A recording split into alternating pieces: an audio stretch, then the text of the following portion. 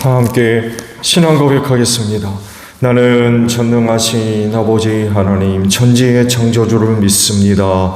나는 그의 유일하신 아들 우리 주 예수 그리스도를 믿습니다.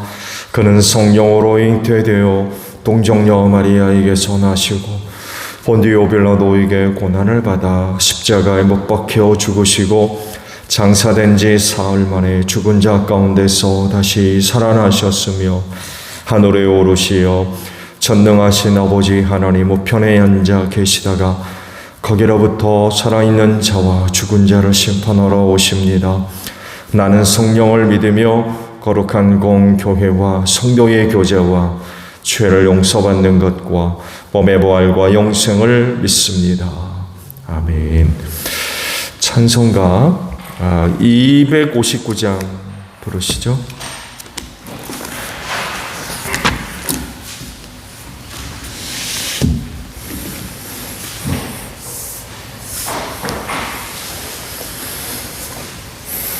찬송가 259장입니다.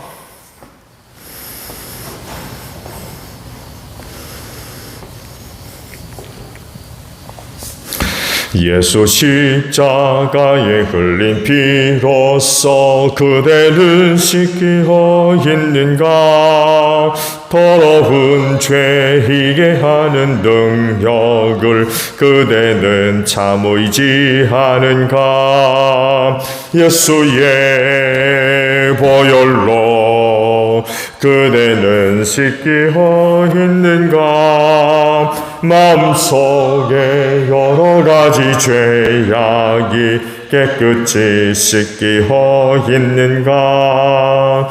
주 예수와 밤낮으로 늘 함께 그대는 행동을 하는가? 아무 때나 어디서나 그대는 십자가 붙들고 있는가?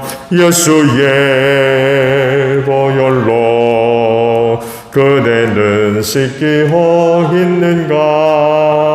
마음속에 여러 가지 죄악이 깨끗이 씻기어 있는가? 주님 예수 다시 올 때 그대는 영접할 회복이 있는가? 그대 몸은 거룩한 곳 천국에 들어갈 준비가 됐는가? 예수의 보혈로 그대는 씻기어 있는가?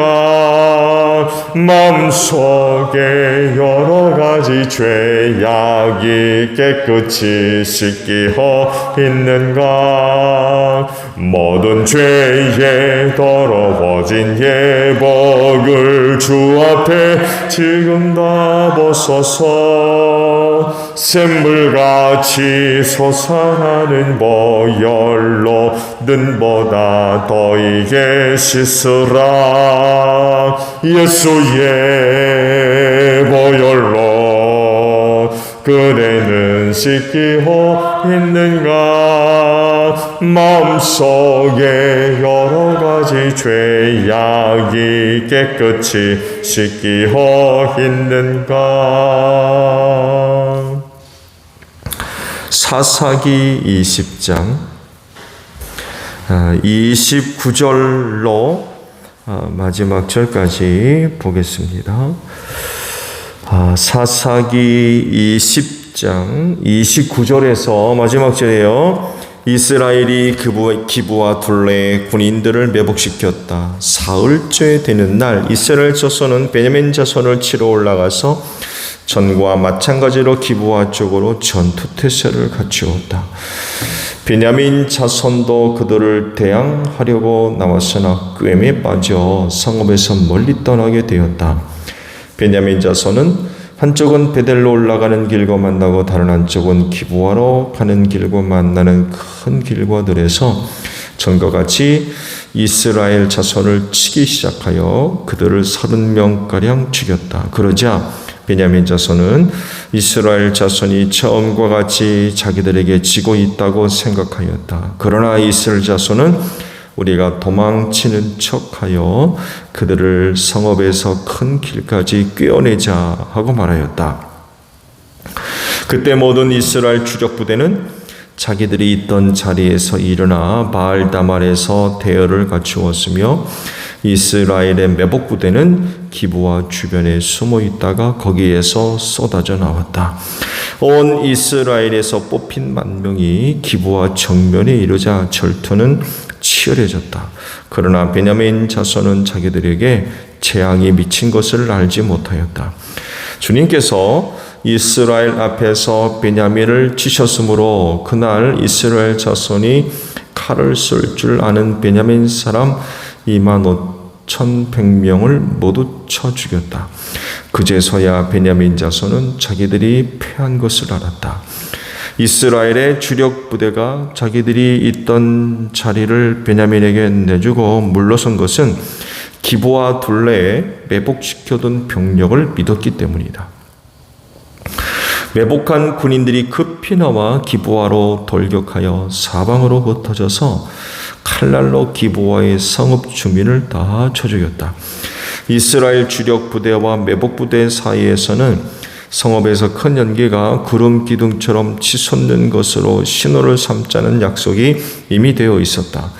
이스라엘 사람들이 싸우다가 물러서자 베냐민 사람들은 이스라엘 사람들 30명가량을 쳐 죽이면서 이스라엘 사람들이 지난번 싸움에서처럼 자기들에게 꼼짝없이 진다고 생각하였다. 그러나 성읍에서 연기가 구름 기둥처럼 치솟아 오를 때에 베냐민 사람들이 뒤돌아보니 온 성읍이 불바다가 되어 불길이 하늘로 치솟는 것이 아닌가. 이스라엘 사람들이 반격하니 베냐민 사람들은 패색이 짙은 것을 깨닫고 몹시 겁에 질렸다. 그들은 이스라엘 사람들 앞에서 물러나 광야길로 방향을 돌렸으나 퇴로가 막혔다. 그들은 이스라엘 주력 부대와 성읍을 치고 나온 부대 사이에 끼어 협살당하고 말았다. 이스라엘 사람들은 베냐민 사람들을 포위하고 쉬지 않고 동쪽으로 기브와 맞은쪽에 이르기까지 추적하며 쳐부수었다. 그때 베냐민 사람들이 18,000명이나 쓰러졌는데 그들은 모두 용사였다. 베냐민의 나머지 패잔병은 방향을 바꾸어 광야 쪽 림몬 바위에 있는 데까지 도망쳤으나 이스라엘 사람들이 큰 길에서 5,000명을 이삭 줍듯이 모조리 죽이고 기도메까지 쫓아가서 덮쳐 또 2,000명을 죽였다. 베냐민 사람들 가운데서 칼을 쓸 줄 아는 사람 25,000명이 그날 모두 쓰러졌는데 그들은 모두 용사들이었다.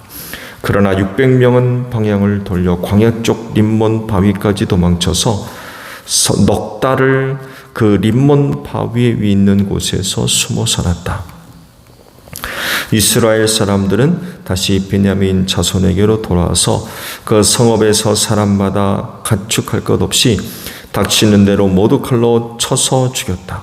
그들은 그 일대 성읍도 모두 불살랐다. 아멘. 자, 오늘에는요 48절 마지막 절에 있는 말씀을 봅니다. 이스라엘 사람들은 다시 베냐민 자손에게로 돌아와서 그 성읍에서 사람이나 가축이나 할 것 없이 닥치는 대로 모두 칼로 쳐서 죽였다. 그들은 그 일대 성읍도 모두 불살랐다라는 말씀입니다. 오늘의 말씀들은요 그 죄에 대한 하나님의 심판의 성격을 잘 대변해 주고 있습니다. 죄는 하나님이 미워하시는 거죠. 그래서 죄를 지면 그 죄값을 치르게 하셨는데 그 죄값이 뭐예요? 사망이죠. 죽음입니다. 곧 멸망당하는 겁니다. 죄인이 하나님의 심판을 받아 그 죄값으로 멸망당하면 그건 단순히 죽는 데서 끝나지 않고 완전히 그 영혼이 멸망당하는 것입니다. 그래서 죄가 무서운 거예요.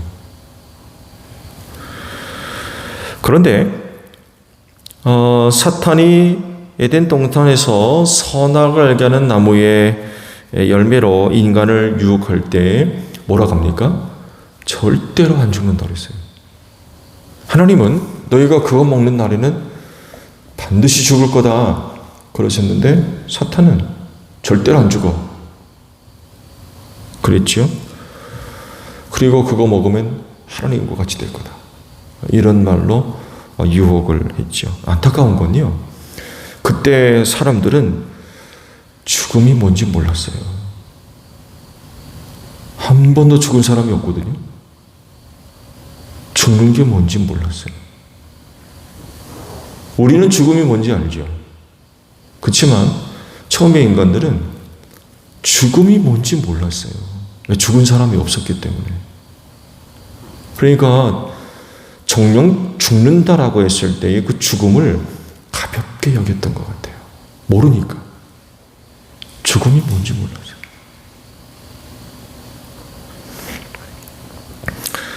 또한 그 죽음은 단순히 목숨을 잃는 것 수준을 넘어서서 완전히 멸망당하는 거거든요. 그래서 이 죄가 무서운 겁니다. 그런데 오늘날에 와서도요, 성경이 말씀하고 있는 죽음의 의미가 무엇인지 모르는 사람들이 태반이에요. 단순히 그냥 사람이 목숨을 잃고 세상에서 그냥 사라지는 거, 땅속에 묻히는 거, 화장당해서 그냥 뿌려지는 거, 이런 개념이거든요. 그렇지만 성경에서의 그 죽음이란 것은 완전히 멸망당하는 것이 포함되어 있거든요. 만약에 성경이 말씀하고 있는 죽음의 개념이 이런 의미들이 포함되어 있다는 것을 안다면 많은 사람들이 달라질 겁니다. 아마 태초의 인간들도 그 죽음이라는 게 뭔지를 알았다면 사탄의 유혹에 그렇게 쉽게 넘어가지 않았을 거예요. 근데 그때나 지금이나 이 사람들이요, 이 죽음이란 걸 잘 몰라요. 그건 굉장히 두려운 것입니다.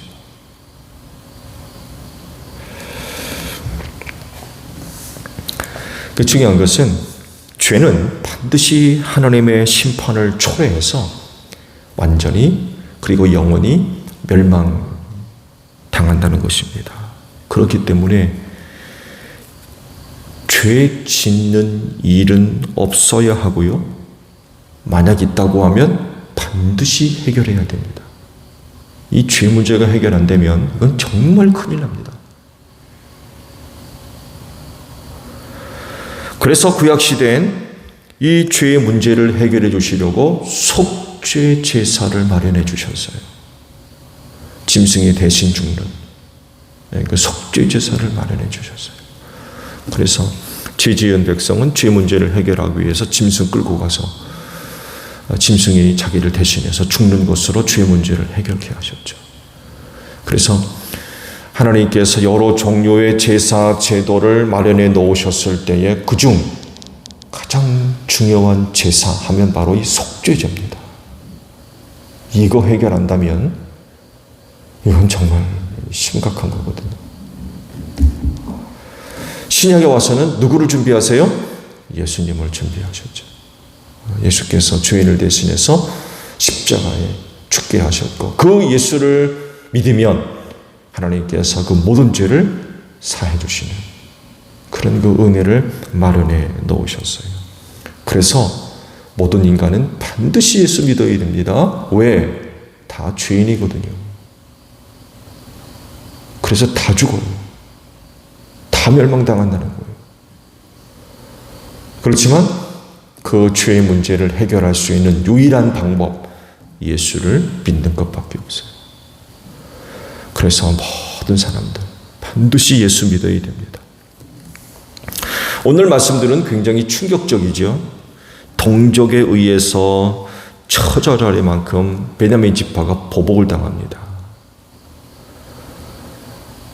물론 베냐민 지파 지파가 저지른 그 죄에 대한 하나님의 심판으로 이제 진행된 일이죠. 단순히 동족 간에 벌어진 어떤 사건을 계기로 해서 일어난 동족 간의 전쟁, 이런 개념을 넘어서서 이런 일이 일어날 수밖에 없었던 근본적인 원인은 베냐민 지파의 죄악이라는 거죠. 이 죄악에 대한 심판을 하나님께서 어떻게 진행하셨느냐라고 할 때에 동족들에 의해서, 동족들의 손길을 통해서 베냐민 지파의 죄악을 심판을 하셨어요.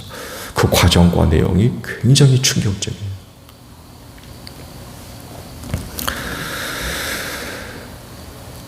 그래서 더더욱이 이런 그 사건들이 영적으로 또 신앙적으로 깊은 울림을 가져다 줘요. 그건 다른 것이 아니라 선택받은 민족이라 할지라도 죄에 대해서는 자유하지 못하다는 것. 분명 이스라엘은 하나님으로부터 선택받은 민족이죠.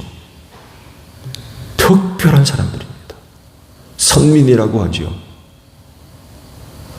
이 사실들에 대해서 그 이스라엘이 얼마나 우월적인 그런 그 인식들을 갖고 있는지 몰라요. 그래서 이방인들을 아예 사람 취급도 하지 않잖아요. 그럴 정도로 아주 대단한 그런 그 우월감을 갖고 있죠. 근데요, 하나님께서 그들을 그렇게 직접 구속사를 이루기 위하여 선택했다 할지라도 죄에 대해서 자유한 것이 아니었어요. 아니, 반대로 더 철저하다고 봐야 됩니다. 철저하게 하나님께서 죄에 대한 잣대를 들이대셨어요. 그럴 수밖에 없는 이유가 뭐예요? 율법을 갖고 있거든요. 남들이 갖고 있지 않는 율법을 갖고 있어요. 그러다 보니까 죄가 뭔지 분명하게 안다는 거예요. 왜? 그 말씀대로 살지 않는 게 죄거든요. 그러다 보니까 선택받은 은혜가 있지만 죄에 대해서만큼은 더 엄격해졌다는 거예요. 다른 말로 표현하면 죄 짓는 백성이 되면 안 된다는 거예요. 철저하게. 그래서 죄에 대해서만큼은 이스라엘 민족에게 하나님이 얼마나 엄격하셨는지 몰라요. 굉장히 엄격하셨어요.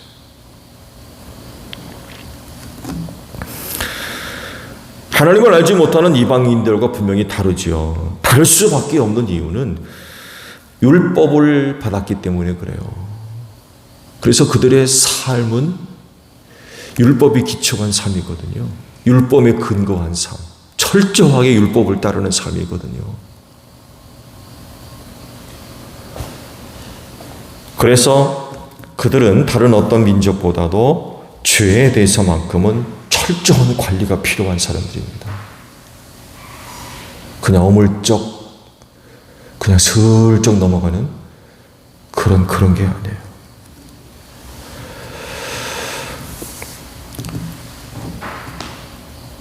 그래서 그 백성들이 죄를 지으면 간구하지 않으셨습니다. 다른 민족보다도 더 엄격하게 그리고 철저하게 그 죄의 문제를 다루셨어요. 왜냐하면 선택받은 백성으로서 철저하게 거룩해야 됐기 때문에 그렇습니다.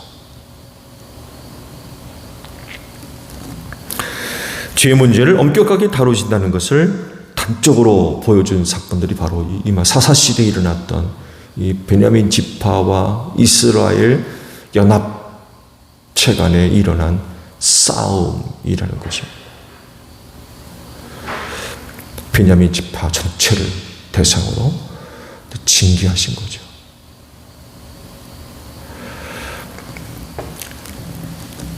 그리스도인이라고 해서요, 죄로부터 자유한 사람이 아닙니다.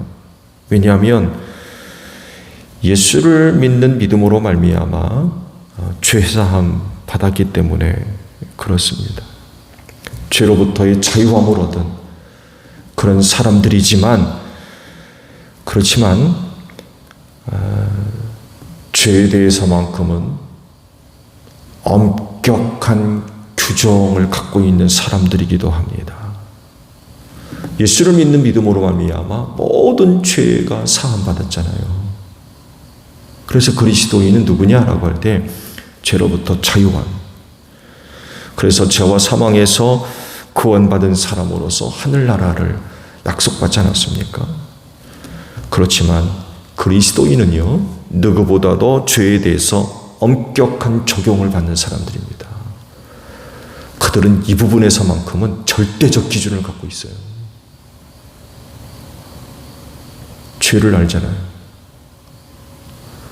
여러분, 죄가 뭡니까? 하나님의 뜻대로 되지 않는 겁니다. 무슨 윤리, 도덕, 그 나라 각 시대마다 갖고 있는 가치관, 형법, 삼법, 민법, 몇 당 몇 조, 이런 개념이 아니죠. 그리스도인은 죄가 뭔지 분명하게 아는 사람들이에요. 그러다 보니까 이스라엘 백성들과 같이 죄에 대한 규정이 엄격합니다. 철저합니다. 말씀드린 대로 그들은 절대적 기준을 갖고 있는 사람들이에요. 그러다 보니까 결국 그리스도인은 죄 짓고 사는 사람들이 아니라는 거예요.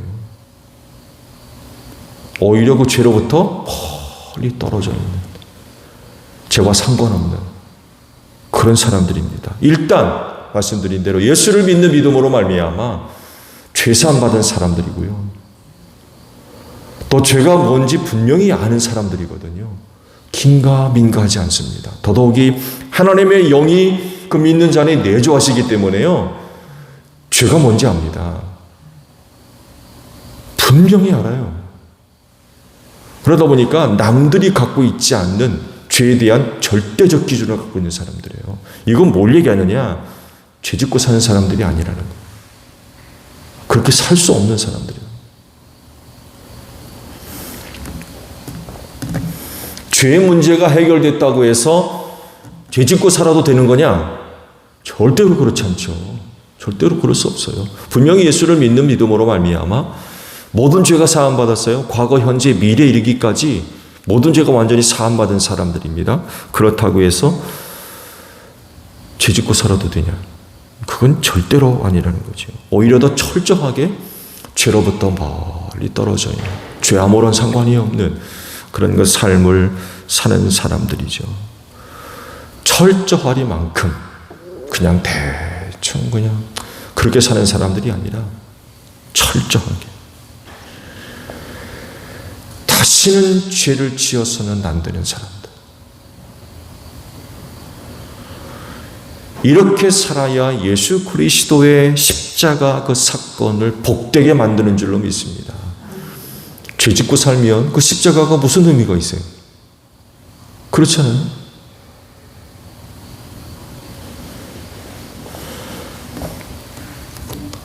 죄는 무서운 결과를 초래하게 됐습니다. 한편 하나님의 심판을 받기 때문에 그래요.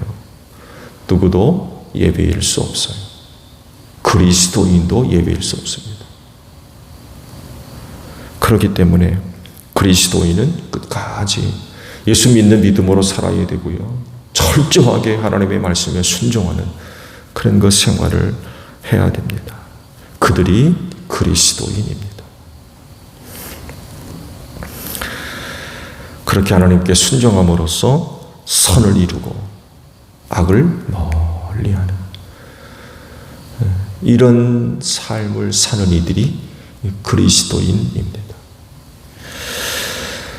사탄의 유혹이 점점 더 많아지고 점점 더 세지며 혼란스럽고요, 그게 죄인지 아닌지 분별하기 힘든 미혹들이 점점 더 많아져요. 이게 말세예요. 정신 차려야 됩니다. 여러분 자신들을 잘 지키십시오. 죄의 유혹으로부터 여러분 자신을 잘 지키셔야 돼요. 그러려면 먼저 예수 잘 믿어야 됩니다. 왜? 그 예수를 믿는 믿음이 우리를 죄로부터 자유케 하기 때문에 그래요. 예수를 믿는 믿음으로 살 뿐만이 아니라 철저하게 하나님께 순종하십시오. 그러면 그럴수록 우리에게서 죄는 멀리 떠나갈 것입니다. 오늘도 죄의 유혹과 싸워 영적으로 승리하는 여러분들이 되시기를 바랍니다. 주기도문합니다. 하늘에 계신 우리 아버지, 아버지의 이름을 거룩하게 하시며 아버지의 나라가 오게 하시며 아버지의 뜻이 하늘에서와 같이 땅에서도 이루어지게 하소서. 오늘 우리에게 일용할 양식을 주시고 우리가 우리에게 잘못한 사람을 용서하여 준 것 같이 우리 죄를 용서하여 주시고 우리를 시험에 빠지지 않게 하시고 악에서 구하소서. 나라와 권능과 영광이 영원히 아버지의 것입니다. 아멘. 기도하겠습니다.